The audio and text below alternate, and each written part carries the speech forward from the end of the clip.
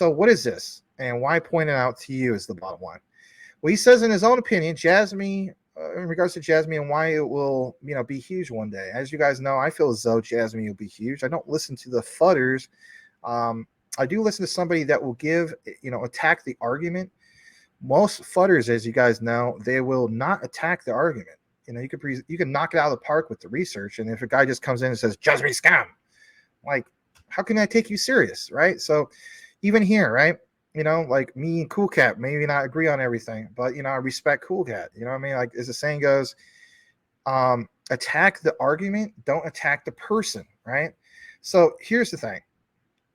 Jasmy, why it'll be huge one day. Well, I've given more than enough reasons for that. The last deep dive was obviously about, I think, DC microgrids and some of this other stuff, that came out recently. But he says, you see these days how everything around us is, quote, smart. And when it comes to Jasmy, let's be honest. We talk about smart cities. We talk about Society 5.0. We talk about smart devices, the Internet of Things, IoT. But he is right. Smartphones, smart speakers, smart cars, smart thermostats, smart doorbells. I mean, I upgraded my air conditioner, right? I had to, right? I live in Phoenix. Like, are you kidding? Like, if I don't upgrade my air conditioner, I'm going to die. And, we went from the old analog, right? And then to the digital. And then he has a device for I can like hook it up to my, my smartphone, and I don't even have to be over there. And I could, set the thermostat or whatever the way it needs to be. So smart everything is the bottom line. Smart locks, right? You get the gist. He goes into real detail about this thread, and I think it's worth pointing out. So he goes on to mention, he says smart glasses. We've seen that with Apple. All these devices are collecting data on you through cameras and microphones. They do. And we have talked about numerous times the whole key concept of what stands out for the centralized entities of the world. Your Googles, your Amazons, your Facebooks, now known as Meta, your Apples, right? Those are all centralized data marketplaces, if you will, right? I'll never forget, like, hearing one of my friends say, hey, man, jump over from MySpace to Facebook. This was back in the mid-2000s. Why do I want to do that? Well, everybody's doing it. Facebook is so much better than MySpace. You should do it. All right, well, I guess I will. I mean, if all my friends are leaving MySpace, yeah, man, you should. Okay, does it cost anything? Nah, man, it's free. That's what we think. But is it really free? No, it's not. There's always a price to be paid. Kind of like, people say, how about you sign up for this particular government program? Well, why should I do that? Oh, it's free. In reality, it's not free. Somebody had to pay for that. Taxpayers have to pay for that. So these places that we go to, right? Your Facebooks and so on, like making the jump from MySpace to Facebook, that does cost something. And that cost was our data that we freely gave away. Some people say data is the new oil. Well, have you, for instance, even thought about how your Facebooks or all these other ones collect your data? Like he says, through cameras or microphones. They do. We talk about Weber barbecue grills, right? I don't necessarily need a Weber barbecue grill, but if I talked about it on every show, imagine at some point a Weber barbecue grill ad will come up on my screen. It's just, it's targeted marketing. It's going to happen. But this is correct from 80 Bull. They listen to everything you say and do. And the bottom line is this. Everybody here wishes that we could have invested into Google back in the early 90s or something like that. But we didn't. Or Amazon back when it was just like a used bookstore. But we didn't, right? But what about Jasmy, the data disruptor, the decentralized data marketplace, if you will? Jasmy's really disrupting an industry that really needs to be disrupted. So bottom line is this. Have you ever spoke with someone on the phone about a product and instantly, got like an ad after the call, right? Just like I mentioned with the Weber barbecue grill.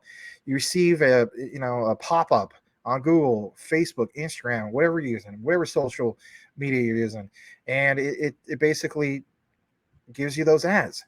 He says, well, with Jasmy, this will help you regain your privacy through their advanced technology that will be implemented into these smart devices. All of your data will be blocked and impossible to leak.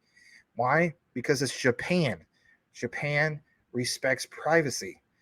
And this is back to the whole thing of what I was talking about with that deep dive I did about, Elon Musk. Elon Musk definitely has a problem when it comes to the X platform, Twitter. And one of those problems is just that data privacy laws and so on. And apparently, he has a whole stacked bunch of paperwork, if you will, in regards to a lot of problems in regards to data privacy. We saw that Elon Musk a few months ago went over to Japan. Now, some people say, no, Max, it wasn't for the whole thing with Jasmy.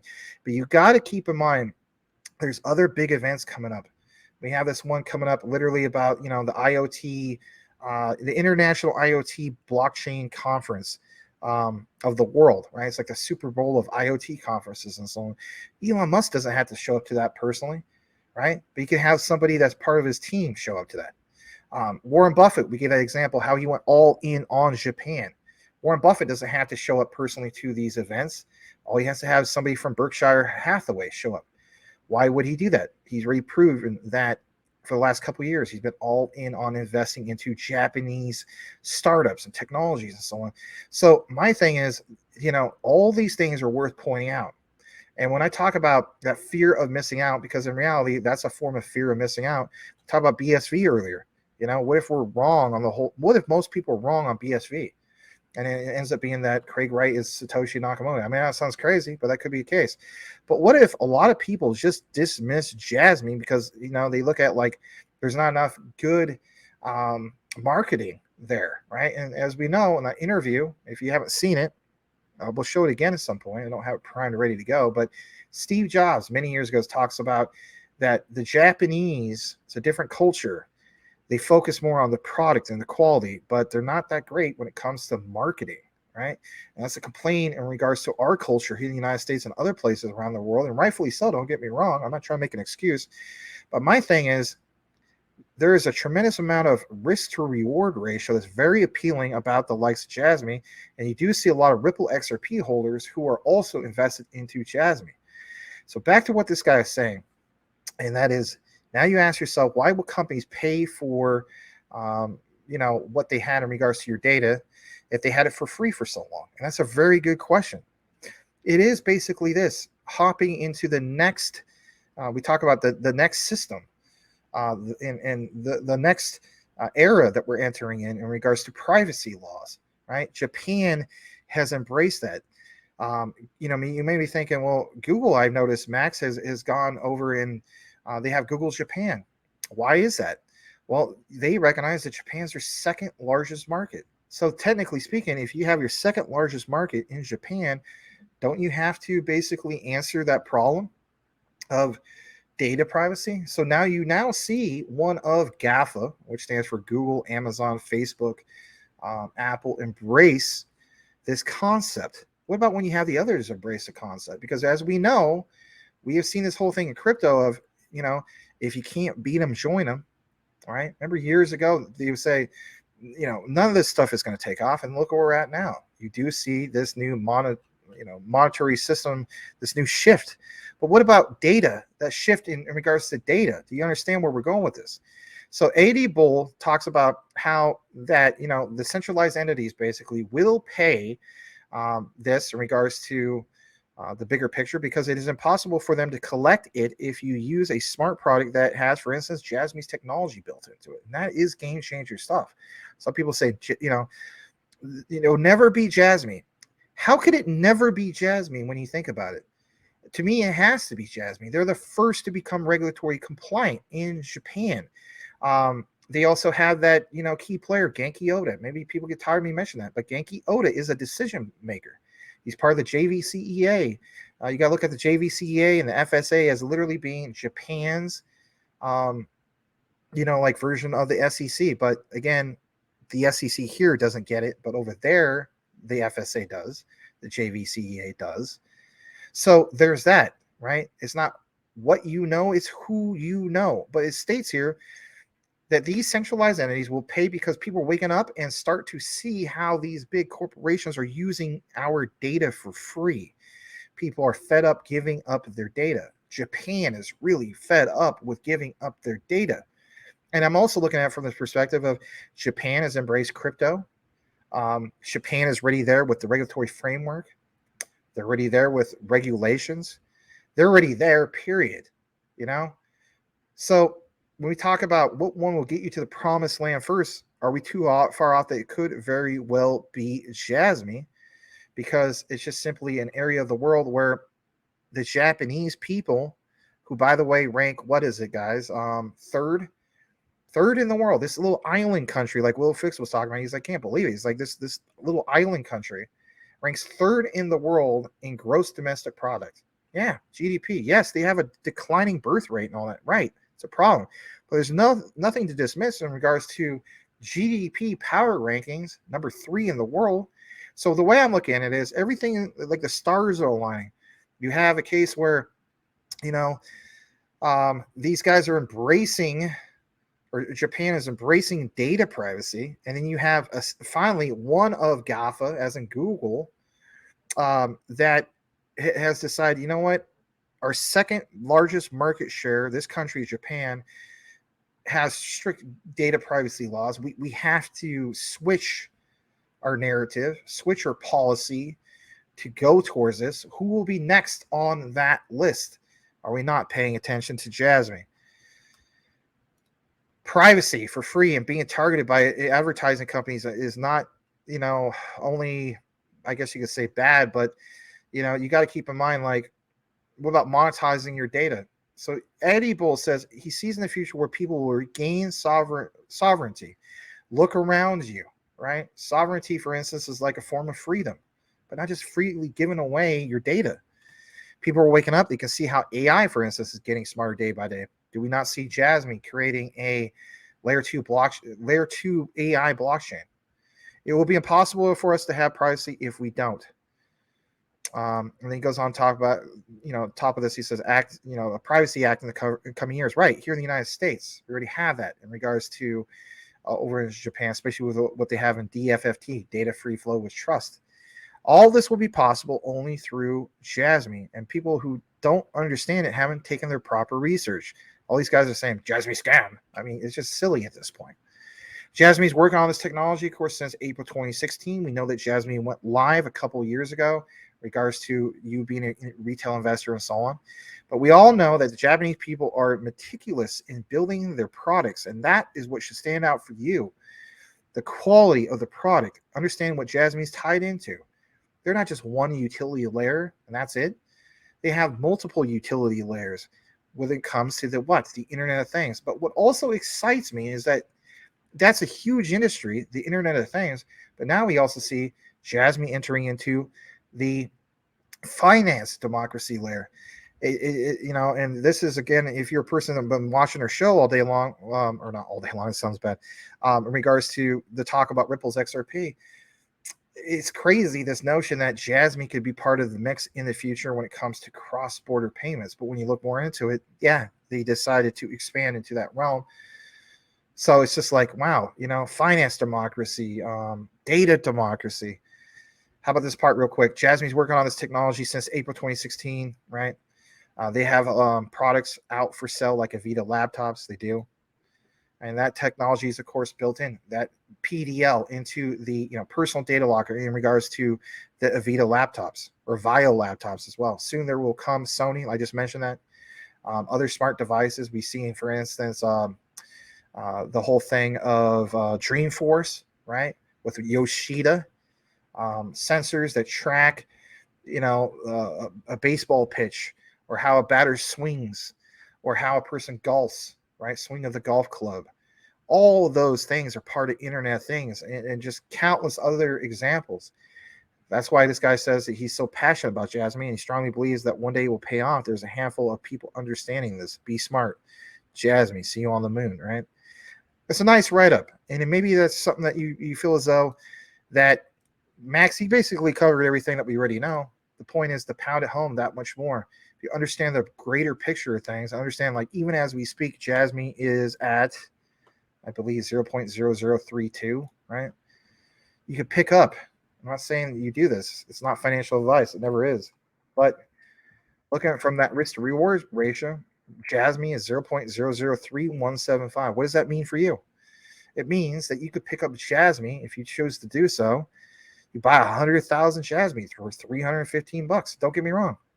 315 bucks could be a lot of money for a lot of people, especially if you're living paycheck to paycheck. But you know what? You don't even have to buy a full 100,000 of them.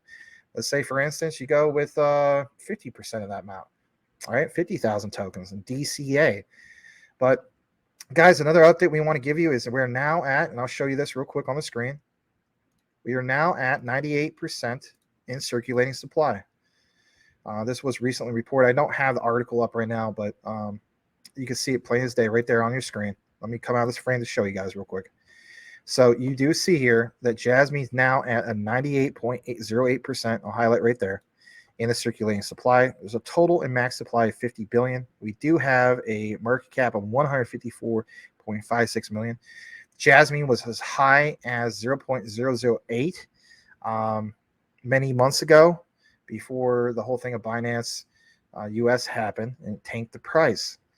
I think with the momentum, especially with this new shift of where we're at, we get to not only smashing the whole thing of 0.008, but the path to a penny. And you better believe that when it comes to Jasmy, these are significant milestones. Of course, you'll see some people that, kind of like back to what Zach Rector was talking about. I know this is a Jasmy segment. This is a good example. You'll see people will take their profits maybe at a penny, and or maybe they're just done with Jasmy. They broke even, and it's kind of like a shakeout. But you will see also cases where we will get more of that utility in motion. And how is that? There's a lot of Internet of Things devices, and Jasmy is connected to quite a few things in that industry. What excites me the most, though, is not so much of these smaller devices. What excites me the most is when we're going to see Japanese yen denominated stablecoins paired up with Jasmy. And we do see a lot of research that we've done with you guys that supports that thesis, like it's an actual real thing, especially if you understand the DD coin, data democracy coin. Being able to hop on a bullet train or a bus or, you name it, a cab, and being able to, the cab recognizes your personal data locker from your utility token, as in the Jasmy token, and the main utility layer is the PDL, a personal data locker, and then activating, I guess you could say, a fee to pay, to go on a cab or go on the bullet train or you name it, and that contributes to society. It's a constant, ever-flowing ecosystem of utility in motion. With mass adoption, we will get to these particular points. Don't get flooded out of your Jasmy just because you see some content creators talking about they don't believe it about anymore. And that's no knock on them, no disrespect. But for me, I'm not about these day trading when it comes to Jasmy and some of these other assets. For me, it's about generational wealth. Yeah, was it nice to take 10K and come out with 120, 110 profit? Yeah, of course it's nice. But that's not generational wealth for me. I'm looking at Jasmy as one of the key ones that are part of my top 5 for generational wealth. And basically speaking, it's always been a tie of QNT, XRP, your Stellar XLM, XTC, Jasmy, and HBAR. And I will continue to say that over and over. Jasmy takes the cake when it comes to data democratization, but especially all its connections to IoT. Guys, another example is the whole thing with the Sony thing with this joint venture with Honda.